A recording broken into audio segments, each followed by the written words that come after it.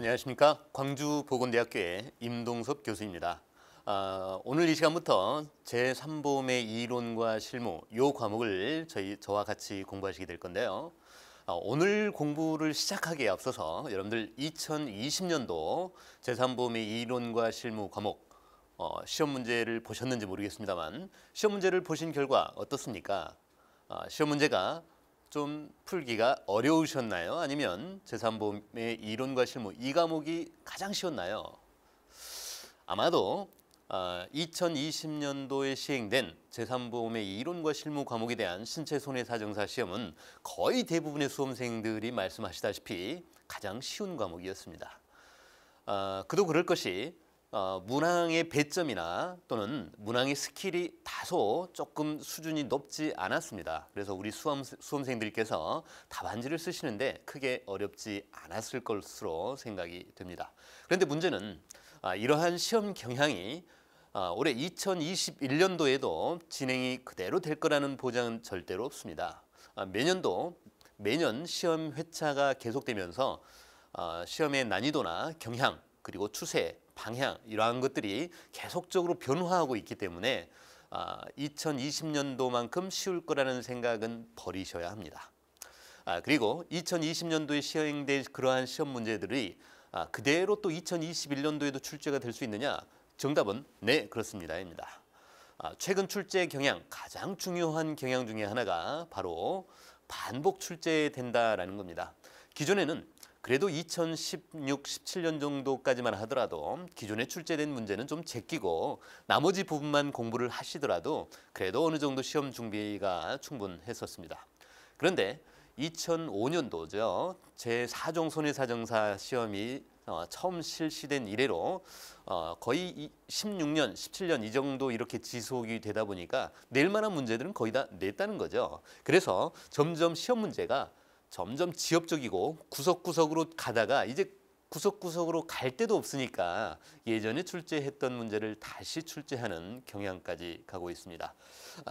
그래서 제3보험의 이론과 실무에 대한 이 과목 전체에 대한 여러분들의 학습은 기본적인 내용들을 위주로 충실을 하게 해 나가시면 될 것 같습니다.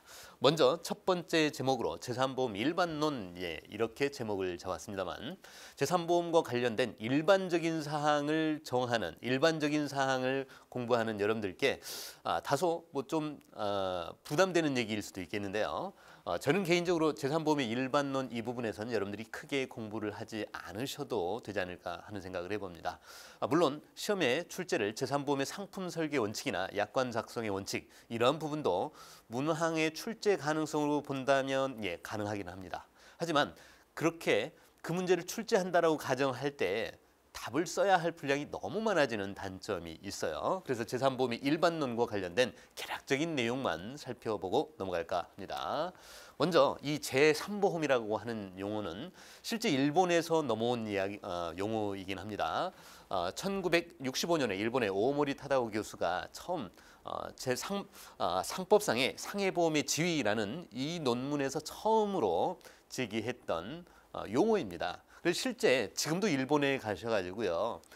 서적이나 또는 인터넷 검색을 통해서 제3보험을 일본에서 찾아보시면 단순하게 제3보험이라는 용어를 쓰지는 않고 제3 분야 보험 이렇게 그대로 일본에서 쓰고 있는 한자를 그대로 한글말로 읽으면 제3분야 보험 이렇게 쓰고 있습니다. 거의 비슷하죠. 생명보험도 아닌 것이 그렇다고 손해보험도 아닌 것이 생명보험 성격과 손해보험 성격 모두를 가지고 있어서 제3의 영역의 보험이다라는 의미에서 제3보험이라고 부르고 있죠. 그래서 이 제3보험의 보험 상품은 상해보험, 질병보험, 간병보험의 이 세 가지의 상품으로 구성이 되어 있습니다. 보험업의 분류에서 우리나라 보험업법에서는 생명보험업, 손해보험업, 제3보험업, 보험업종별로 구분하면 이 세 가지로 구분이 되죠. 그래서 생명보험은 생명보험 상품, 그러니까 생명보험 상품은 이 보험 분야를 학습하는 영역이 아니어서 간단히만 설명을 드리자면 생명보험은 좀 쉽게 얘기하면 죽었냐 살았냐가 보험 상품의 보험 사고의 대상이에요. 그래서 보험 기간 안에 사망하면 사망보험금이 지급이 되고 일정 연령 이상 생존해 있으면 연금보험이 지급되는 일종의 뭐 사망과 생존을 보험사고로 하는 게 생명보험업이죠. 그리고 손해보험업은 손해보험 상품, 그러니까 일종의 뭐 재물보험부터 시작해서 배상 책임 아주 넓은 영역에 해당하는 보험 상품들에 관련된 업종입니다. 그리고 이 제3보험은 제3의 영역, 생명보험도 아닌 것이 손해보험도 아닌 것이 두 가지 성격을 모두 다 가지고 있어서 생명보험과 손해보험 성격을 다 가지고 두루 갖추고 있는 제3의 영역의 보험이다라는 의미에서 제3보험업이라고 부르고 있습니다.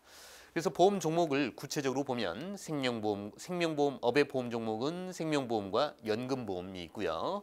그리고 손해보험업의 보험 종목은 화재, 해상, 자동차, 보증, 재보험 이렇게 있고 제3보험의 보험 종목은 상해, 질병, 간병 이 세 가지가 있습니다. 그래서 이 세 가지 보험 상품은 손해보험 회사에서도 판매할 수 있고 생명보험 회사에서도 판매할 수 있습니다. 여러분들 생명보험사에 많은 보험 상품들이 있습니다만 개별 보험 상품을 자세히 들여다보면요. 기본계약, 주계약 이러한 상품은 사망 또는 생존을 기본계약으로 하고 있고 나머지 부가적인 특약이 상해보험, 질병보험, 간병보험을 부가해서 더 덧붙이고 있는 것을 보실 수 있을 겁니다. 시험에 나온다면 지금부터 보고 계시는 이 부분인데요. 원래 이 생명보험업과 손해보험업은 겸용을 하면 안 돼요. 겸용하게 되면은요, 문제가 생긴다라고 보고 있습니다.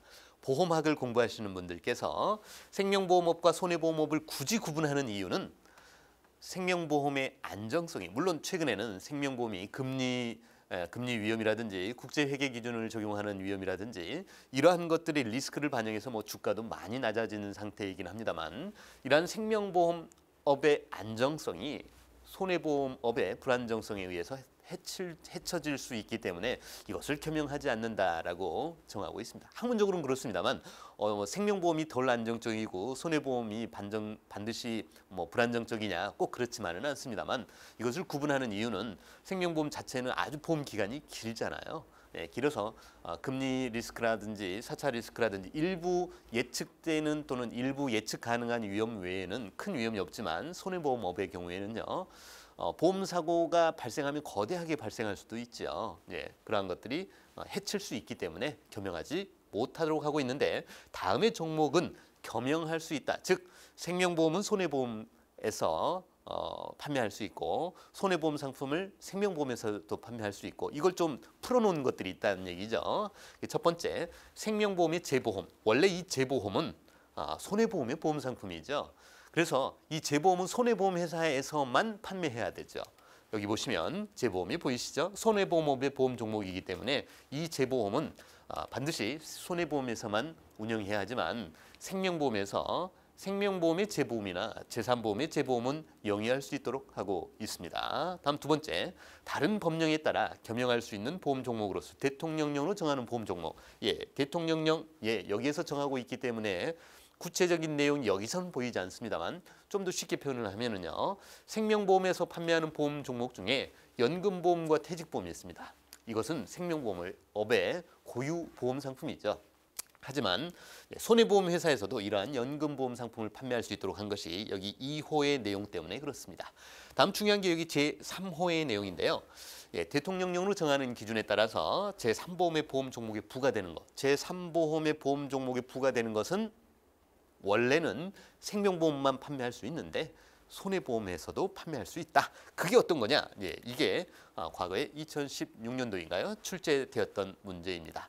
대통령령으로 정하는 기준에 따라 제3보험의 보험 종목에 부과되는 보험이라고 하는 건 뭐냐? 즉 원래 이 질병을 원인으로 하는 사망은 이 상해보험의 영역 외에는 이 질병을 원인으로 하는 사망은 생명보험의 고유 영역이에요. 그래서 손해보험에서 판매하면 안 되죠. 하지만 이 시행령을 둬서 이 시행령에 따라서 손해보험 회사에서 질병 사망을 보험 상품으로 판매할 수 있도록 허용한 겁니다. 그 범위로는 세 가지 요건을 써라라는 게 1호, 2호, 3호 이 세 가지 요건을 쓰라는 것이 시험 문제였습니다. 제가 앞서서도 말씀을 드렸다시피 시험 범위가요.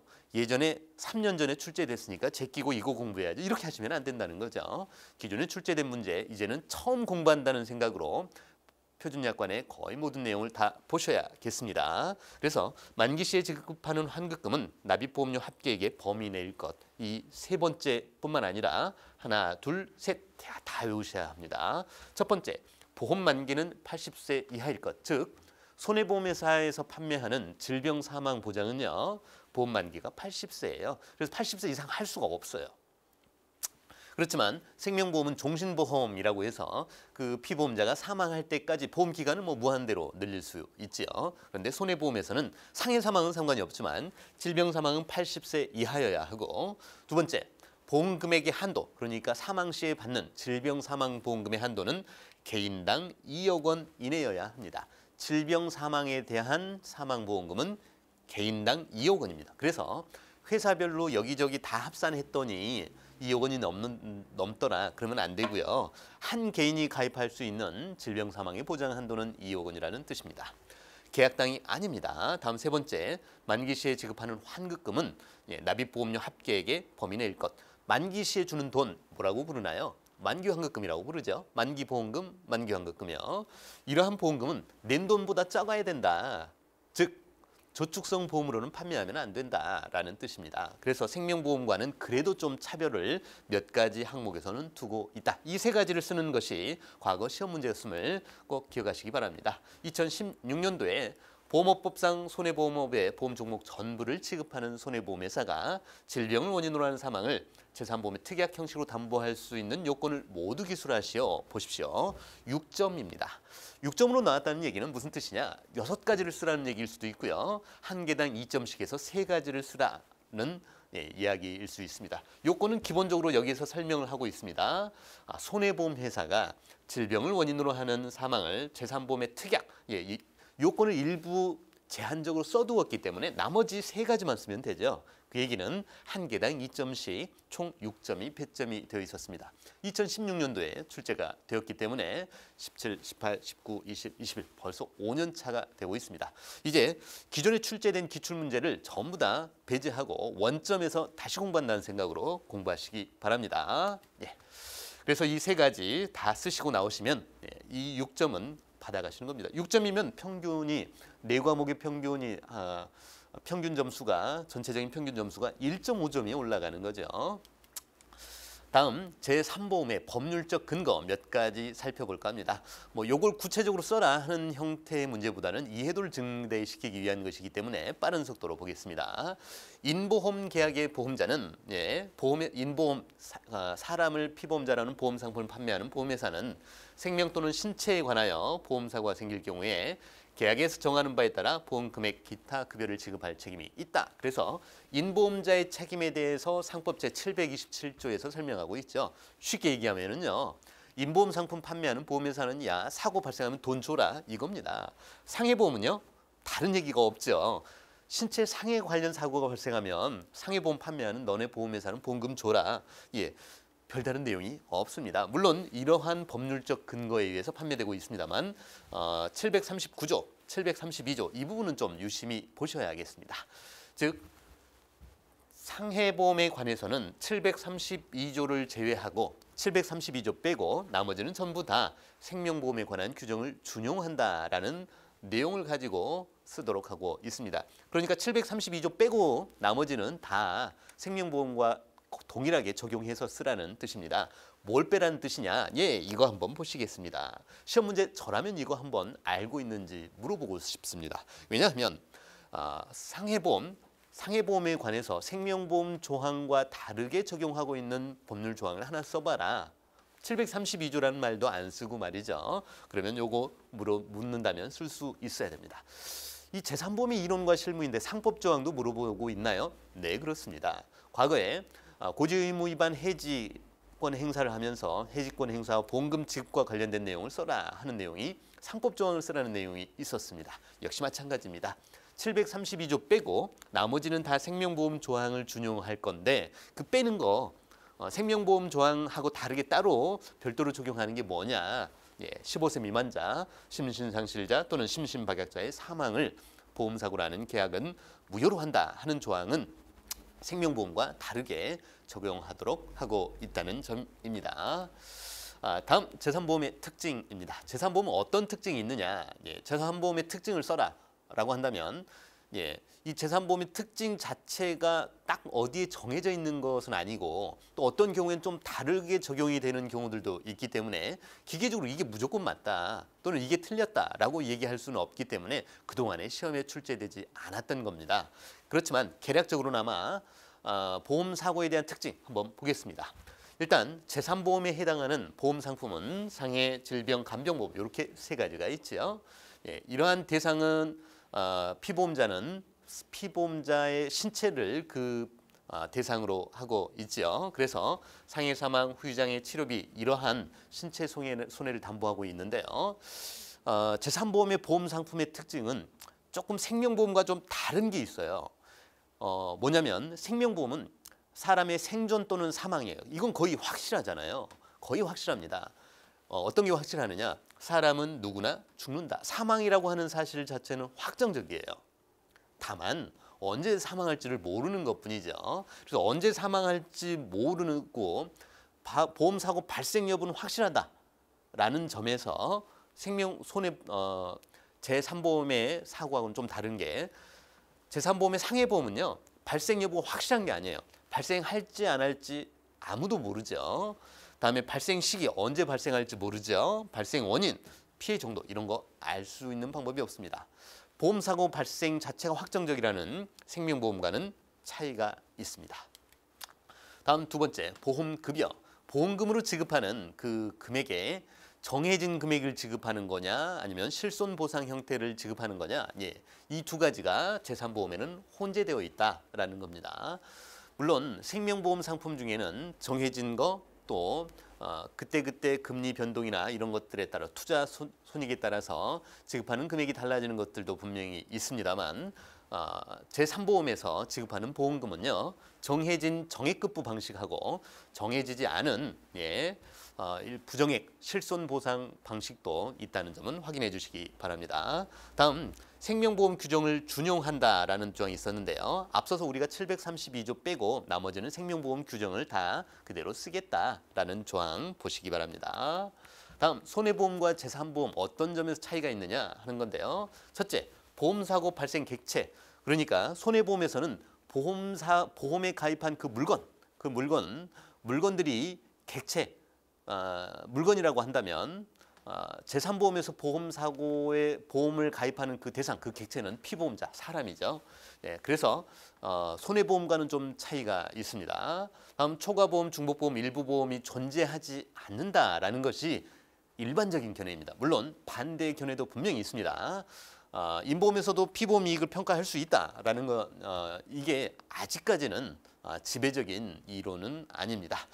우리는 또 시험을 공부해야 되기 때문에 그런 학설의 대립이나 이런 걸 가지고 다투시면 안 됩니다. 다음 세 번째, 타인의 사망보험에서 피보험자의 서면 동의를 받아야 하는 요건에서 손해보험과는 관련 조항에 있어서 좀 차이가 있고요. 보험자 대유를 금지하는 것이 일반적이다, 원칙적이다 이렇게만 이해하시고 다만 상해보험에서는 당사자 간에 따로 약정한 게 있다면 인정할 수 있지만 그렇지 않다면 대위권에 대해서는 적용하지 않는다라고 생각하시면 되겠습니다. 아무튼 이 상해보험에 대해서는 예외 조항일 뿐이지 이 상해보험은 대위권을 인정한다 이런 것은 아닙니다. 다음은 질병상해보험 표준약관 이 부분을 곧바로 들어가겠습니다. 2020년도 시험 문제를 보시면 아주 깜짝 놀라셨을 거예요. 첫 번째, 배점이 너무 많았습니다.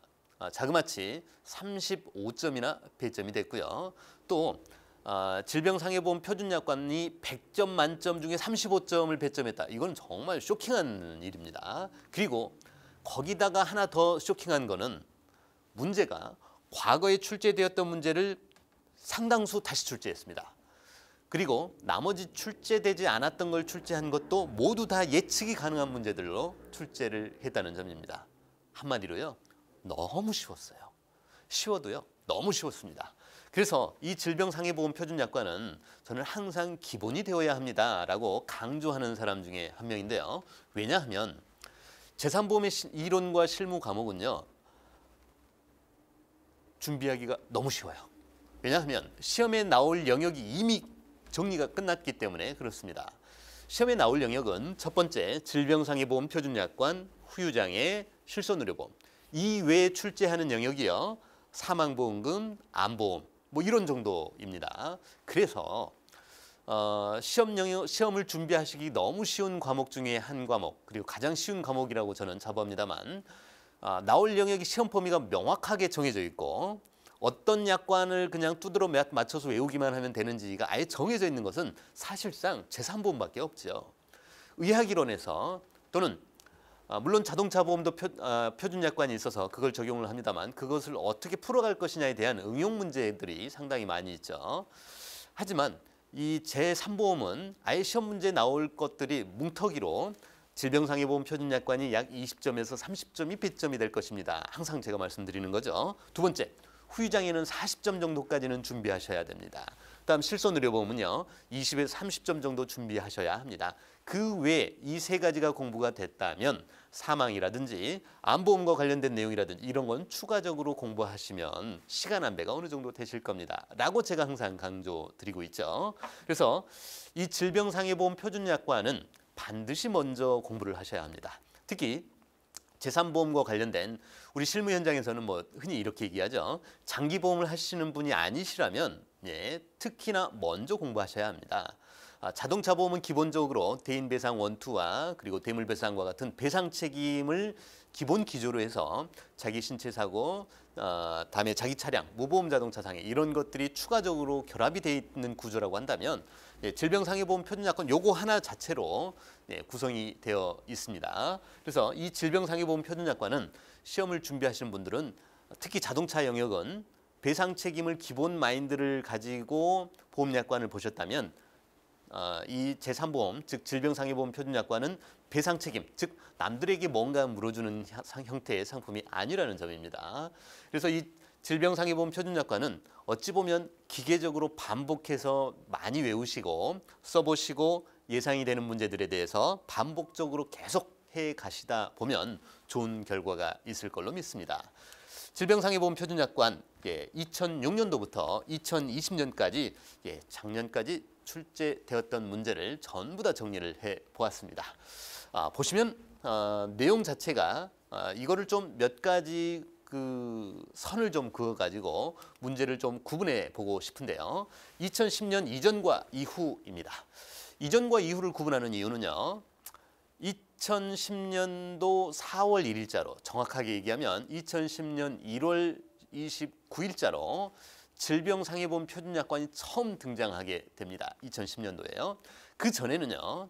특종보험 표준약관과 장기손해보험 표준약관을 섞어서 제3보험 상품을 만들고 있었습니다. 그러다 보니 야 이게 시험 문제면 이게 제3보험 시험 문제냐라고 항의가 있다면 거기에 대한 반론을 제기하기가 쉽지가 않았어요. 그래서 거의 모든 상품에 반복적으로 등장하고 있는 그러한 약관 내용만을 시험 문제에 낼 수 있었고 그 외에는 출제하기가 어려웠어요.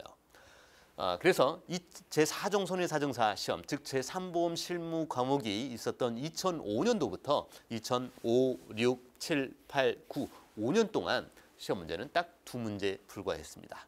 하지만 2010년 이후에 지금까지 단 한 번이라도 단 한 해라도 출제되지 않은 해가 있는지 한번 살펴보시기 바랍니다. 없지요? 네, 매년 출제가 됩니다. 그러면 올해 2021년도는 출제가 될까요? 안 될까요? 당연히 출제가 됩니다. 기형적으로 2020년도에는 35점이나 아주 배점이 되어가지고 정말 질병상해보험 표준약관만 정말 열심히 공부하시고 암보험이나 이쪽 공부 안 하셨던 분들은 아주 점수를 좋게 받으셨을 거예요.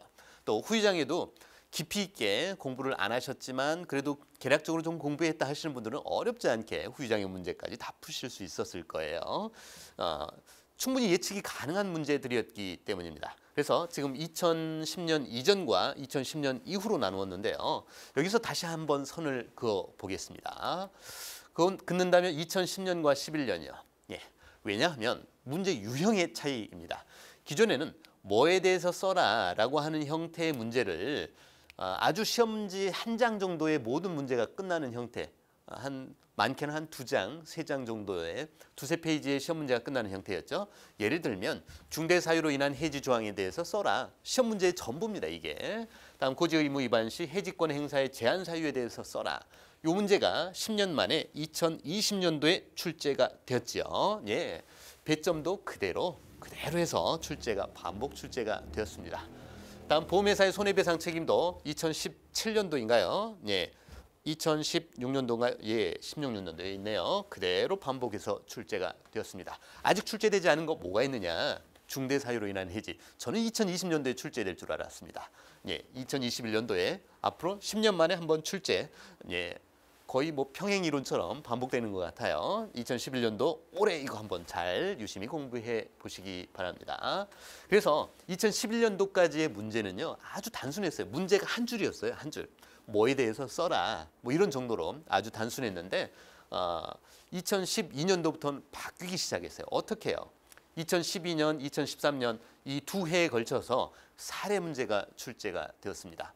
문제 하나가 한 페이지 반, 2페이지에 걸쳐서 달력까지 제시되면서 야, 지연이자를 주려 그러는데 이 지연이자는 며칠 걸 줘야 될지 달력에서 보고 네가 한번 판단해봐라. 지연일자 계산하는 문제, 그리고 지급기일 내에 지급하지 못하는 경우에 통지해야 될 게 6가지가 있는데 뭔지 써볼래? 예, 2013년도에 출제가 됐는데요. 이것이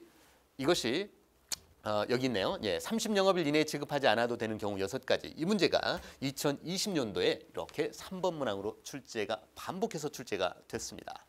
2012년과 2013년도의 아주 중요한 특징이라면 표준약관 문제니까 그동안엔 냅다 그냥 막 외워서 쓰는 정도의 문제로 출제를 했다면 2012년과 13년도에는요. 사례에다가 적용해서 알고 있느냐 거기까지 물어보았습니다. 아주 중요한 문제 형태이지요. 그래서 이 문제를 기점으로 해서 나머지 질병상해보험 표준약관도 전부 다 실무 현장에서 이걸 적용한다면 어떤 게 맞느냐를 묻는 문제 형태로 출제할 수 있다는 것을 보여준 문제라고 하겠습니다. 예. 지금 2010년도 문제가 하나가 출제가 됐고요. 예, 손해배상 책임은 벌써 한 번 다음에 2번 출제가 됐고요. 중대 사유로 인한 해지 꼭 여러분들 공부하셔야 합니다. 다음 2012년도에 출제됐던 실효 최고장 도달일자, 해지권 행사 요건 이러한 것들은 반복해서 이미 출제가 되었습니다. 예. 그렇지만 2013년도에 보험금 지급의 지연에 따른 지연이자 산정일수 한번 계산해봐라. 이런 거는 출제하지 않았어요. 반복해서 출제하지 않았습니다. 그래서 기존에도 여러분들도 아마 이제 나중에 보험약관을 뚝 펼쳐놓고 보신다면 내가 출제위원이라면 뭘 출제하지? 이런 걸 한번 따져보시기 바랍니다. 아주 중요한 경험이 될 거예요. 막상 내려고 하면은요, 낼 게 없어요. 그러다 보니까 반복 출제할 수밖에 없는 겁니다. 아무튼 2012년, 13년은 계산 문제, 사례 문제, 페이지가 늘어나는 문제 이러한 형태로 출제를 하다가 2014년도부터요. 다시 문제 유형이 바뀌기 시작합니다. 사례로 적용할 만한 게 그렇게 많지가 않네라고 생각했을 수도 있지요. 그래서 2014년, 15년, 16년 거쳐가면서 계속 반복 출제되는 형태들이 보이고 있습니다. 그래서 2017년 이후부터는 본격적으로 이제 반복 출제가 되고 있고요. 매년 출제되는 문제 한번 보시기 바랍니다. 2010년도 문제는 20점이 배점이 됐고 2011년도에는 10점이 배점이 되었습니다. 이 중에서 계약 전 알릴 의무 위반으로 인한 보험회사의 해지권 행사의 제한 사유에 대해서 써라. 2020년도에 출제됐던 문제 똑같이 출제가 되었죠. 다음 손해배상 책임 17년도에 출제가 되었습니다. 문제 자체가 이렇게 뭐에 대해서 써라 하는 것이고 올해는 이거 잘 보시기 바랍니다. 중대 사유로 인한 해지에 관해서 기술하시오 하는 조항 꼭 보시기 바랍니다. 다음 2012년도 문제 한 문제예요. 예. 여기에 달력도 있습니다. 달력도 있어서 이러한 달력을 별도로 제시했는데 제가 달력까지는 굳이 필요하지 않은 것 같아서 이 페이지에 넣지는 않았습니다만 한 문제 자체가 기존의 2011년도나 10년도 문제하고는 완전히 다르죠. 그래서 이것을 사례에다가 적용할 수 있어야 제대로 하는 거다라는 거기에 대한 판단인 것 같습니다. 그래서 실효 채구장이 8월 1일자로 계약을 해지하려면 실효 채구장은 최소한 언제 도착해야 되느냐. 실제 달력을 보고 날짜를 세워봐라 하는 것으로 출제를 했죠. 예, 유사한 문제 출제 가능합니다. 다음 보험료 자동 대출 납입이라든지 그리고 계약 해지권, 보험료를 납입하지 않아서 계약을 해지권을 행사하기 위해서 사전적 절차에 대해서 써봐라 하는 문제로. 다음 2013년도 문제에서는 보험금 지급과 관련된 내용입니다. 그래서 실제 지급할 때 지연이자 산정 일수 그리고 지급기일 이내에 보험금을 지급하지 못할 때 어떤 사항을 알려줘야 되느냐, 그 통지해야 될 사항 두 가지를 쓰시오 하는 문제로 출제를 했고요. 그리고 30영업일을 넘을 수 있는 거 써봐라. 이게 2020년도에 출제가 되었죠. 이렇게 반복해서 출제되고 있습니다. 그래서 예전에 나왔으니까 그냥 제낄래 이렇게 생각하시면 절대로 안 됩니다. 다음 2014년도 문제, 여기도 조금 특징이 있어요. 예전 같으면 뭔가 바뀌고 나서 상법이 바뀌었다 또는 보험약관이 바뀌고 나서 출제하는 게 일반적이었는데 바뀐 지 얼마 안 돼서, 그러니까 시험이 8월이었으니까요. 8월 마지막 제주가 시험이었는데 7월, 그러니까 약 한 달 반쯤 전에 개정된 보험업법에 대해서 관련 내용을 좀 써라. 그리고 청약 철회 기간 이거 바뀌었었거든요. 2014년 7월 이후에 바뀌면서 청약 철회를 제한하는 계약의 유형 바뀌기 전께 출제가 됐습니다. 그리고 계약 무효 중에서 계약이 무효가 되는 세 가지를 써라. 이제 물론 상법은 2014년도 3월에 개정이 되었고 시행은 2015년인데 보험약관이 바뀌기 전인데 관련 내용을 쓰라 하는 문제로 출제되기도 했습니다. 그래서 기존의 법 개정 전후와 관련해서 출제되는 문제들도 있었다. 즉 법 개정 전후와 관련된 내용은 사회적으로도 이게 충분히 알고 있어야 되고 사회적 관심도가 높아진 사항이기 때문에 시험 문제로 출제한 걸로 생각하고 있습니다. 다음 2015년도 문제, 아주 특징적인 단어 하나가 있죠. 모두입니다. 보험약관을 전체적으로 알고 있어야만 쓸 수 있는 문제입니다. 질병상해보험 표준약관 전체적으로 보았을 때 계약을 취소할 수 있는 사유를 모두 써라. 우리 질병상해보험 표준약관에서는 계약을 취소할 수 있는 사유는 두 가지가 있습니다. 그 두 가지를 하나는 보험계약자가 취소할 수 있는 사유이고 또 하나는 보험자가 취소할 수 있는 사유인데 거기에 대해서 써라. 두 가지여서 한 개당 2점씩 해서 4점인가 봅니다. 다음 계약을 부활하는 경우에 준용하는 조항을 모두 써라.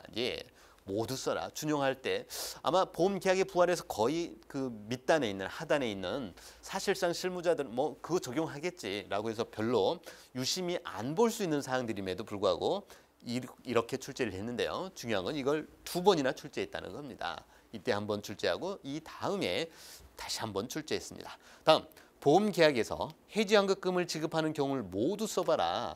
어떤 경우에는 어떠느냐 이게 아니라 해지환급금을 지급하는 경우를 전부 다 한번 써봐라 하는 조항으로 2015년도에 출제했죠. 이런 문제를 보면 질병상해보험 표준약관은 처음부터 끝까지 모조리 그냥 다 암기를 하고 있어야 되겠구나. 이런 생각을 하고 계시면 되겠습니다.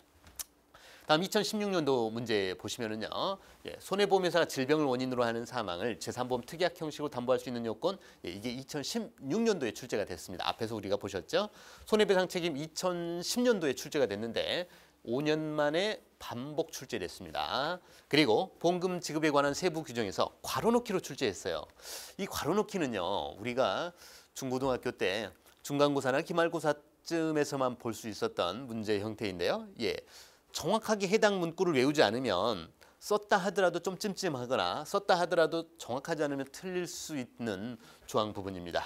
그래서 사망보험금과 관련해서 실종 선고라든지 관공서에서 수해, 화재나 그 밖의 재난을 조사하고 사망한 것으로 통보하는 경우에는 언제를 기준으로 사망일자를 산정할 거냐, 거기에 대한 문제로 이렇게 물어보고 있습니다. 다음 2017년도 문제입니다. 보험 수익자와 회사가 보험금 지급 사유에 대해서 합의하지 못할 때 우리 약관에서 뭐라고 정하고 있지? 5점짜리로 출제를 했고, 서면동의 철회, 정말 예전부터 출제가 되었어야 함에도 불구하고 출제하지 않다가 2017년도 아주 중요한 조항이잖아요. 그리고 상해보험 계약 후 알릴 의무 위반의 효과에 대해서 써라. 2017년도에 출제했습니다. 이 상해보험 계약후 알릴 의무는요, 사실상 거의 매년 출제한다고 보셔도 좋습니다. 이렇게 표준약관에서 출제할 수도 있고, 사망보험금에서도 출제할 수 있고, 다음에 후유장애 보험 문제에서 출제할 수 있는데, 올해 2021년도 시험 문제도 다시 출제될 수 있습니다. 왜냐하면 전동 킥보드, 전동 힐과 관련된 내용이 2020년도에 7월 20일자로 새로이 추가된 조항들이 있기 때문에 그렇습니다. 변경된 약관 조항은 출제 가능성이 높다. 하지만 상해보험 계약 후 알릴 의무 위반의 효과라든지 상해보험 계약 후 알릴 의무에 해당하는 그러한 사항은 어떤 것인지 등에 대한 내용은 지속적으로 공부하셔야 됩니다. 반복 출제될 수 있습니다. 다음 2017년도 문제는요. 출제한 것도 아니고 출제하지 않은 것도 아니고 조금 헷갈리게 하는 문제인데요. 실손의료보험 문제를 출제한 것 같은데 자세히 보면 이 문제들이 알려야 될 사항, 그러니까 계약을 체결할 때 알려야 될 대상이 되는 치료 항목의 번호하고 청약서상 질문사항 써봐라. 그리고 계약 전 알릴 의무 위반으로 계약 해지하고 보험금을 지급하지 않는다면 또는 보험금을 지급한다면 그와 관련된 상법 조항에는 뭐가 있느냐. 계약 전 알릴 의무와 관련된 상법 조항을 써봐라 하는 내용으로 출제했습니다. 그리고 당뇨병을 숨길 목적으로 당뇨약을 복용하고 보험회사의 진단 절차를 통과했습니다. 이걸 뭐라고 하죠? 사기에 의한 계약이라고 하지요. 그 사기에 의한 계약할 때 사기에 의한 계약으로 확인이 될 때 실손의료보험 표준약관에서 뭐라고 하고 있지 그걸 쓰라고 하는 겁니다. 보험 계약의 취소에 대해서 묻고 있는 문제이죠. 다음 2018년도 문제는 다시 약술형으로 변형되기 시작했습니다. 그래서 표준약관에 대해서 제1의 보험료를 냈음에도 불구하고 보장하지 않을 수 있는 경우 써봐라 라고 7점짜리로 했는데요. 원래 3가지인데 7점인 이유는 뒤에 단서 조항이 하나가 있어서 거기에다가 배점을 해놓은 것으로 저는 생각하고 있습니다. 다음 계약 내용을 변경할 수 있는 종목. 회사의 승낙을 얻어서 변경할 수 있는 거. 과거에 제가 종기, 납계금 해가지고 외우시도록 했던 조항이고요. 약관 해석과 관련된 해석의 원칙에 대해서 우리 보험약관에서 뭐라고 쓰고 있지? 라고 하는 것을 묻고 있습니다. 3가지를 묻고 있죠. 한 개당 2점씩 해서 총 6점으로 묻고 있습니다. 구석구석 안 들어가는 데가 없죠. 다음 2019년도 문제 보시면 납입 최고기간, 독촉기간 요구하고요. 보험회사가 납입 최고 시에 계약자에게 알려야 될 사항 써봐라. 반복해서 이렇게 출제하고 있습니다. 다음 보험 계약을 부활하는 경우에 준용하는 조항 모두 써라. 이 문제가 2015년도에 출제됐다가 4년 만에 다시 등장한 겁니다. 다음 2번 문제 상해보험 계약 후 알릴 의무 조항에서 계약자 또는 피보험자는 피보험자에게 변경사항이 알릴 때 피보험자에게 알릴 그 변경사항이 뭐냐. 바뀐 내용이 그대로 하나, 둘, 셋, 4가지가 있죠. 그게 2019년도에 출제가 됐습니다. 2019년도에요. 그래서 관련 내용을 알고 있어야만 합니다. 다음 2020년도 작년도 시험 문제입니다. 문제로 보면 총 35점이고요. 계약자 또는 피보험자가 고의 또는 중대한 과실로 계약 전 알릴 의무 위반했는데 해지권 행사를 제한할 수 있는 경우 총 10점으로 물었습니다. 다음 약관 교부 및 설명 의무 조항에서 전화를 이용한 계약에서 자필 서명을 생략할 수 있는 경우 써봐라. 2가지가 있는데 한 가지당 2점씩 해서 4점입니다. 여기도 5가지가 있는데 한 가지당 2점씩 해서 10점으로 배점이 됐고요. 다음 지급기일 초과가 명백히 예상이 되면 서류를 접수한 날부터 30영업일 이내에 보험금 지급하도록 또 지급 예정일을 정하도록 하고 있는데 30영업일을 넘을 수 있는 거 그 6가지 써봐라. 6점짜리로 배점이 됐네요. 반복 출제가 됐죠. 다음 사기에 의한 계약. 여기에서 규정된 계약의 취소 사유하고 제척 기간을 모두 다 기술해 보아라 라는 문제로 출제를 했습니다. 여기까지 보시면 어떠신가요? 내용을 보시면서도 무작정 공부하시는 것보다 시험 문제가 사례 문제도 있고 약술형도 있는데 최근 출제 유형은 이렇게 약술형 형태로 다시 돌아가고 있구나. 하지만 사례 문제도 역시 같이 준비를 해야 된다라는 생각을 하셔야 되고 그리고 기존에 출제됐으니까 제끼고 나서 나머지를 공부하겠다. 그거 빼고 나머지 공부하겠다. 이런 생각은 버리셔야 하고 완벽한 기본 베이스에서 다시 시작해야 되겠다라는 생각으로 공부를 하셔야겠습니다. 그래서 질병상해보험 표준약관을 1조부터 45조까지 전체를 배열하면 이렇습니다. 이 많은 법 조항 중에서 과거에 중복해서 출제된 것들 또 그리고 한 번만 출제된 것들 또는 출제되지 않은 것들을 한 번씩 여러분들 고려하셔서 공부하시면 아마도 2021년도에 여러분들 분명히 좋은 결과가 있을 걸로 생각합니다. 첫 번째 시간은 여기까지 하겠습니다.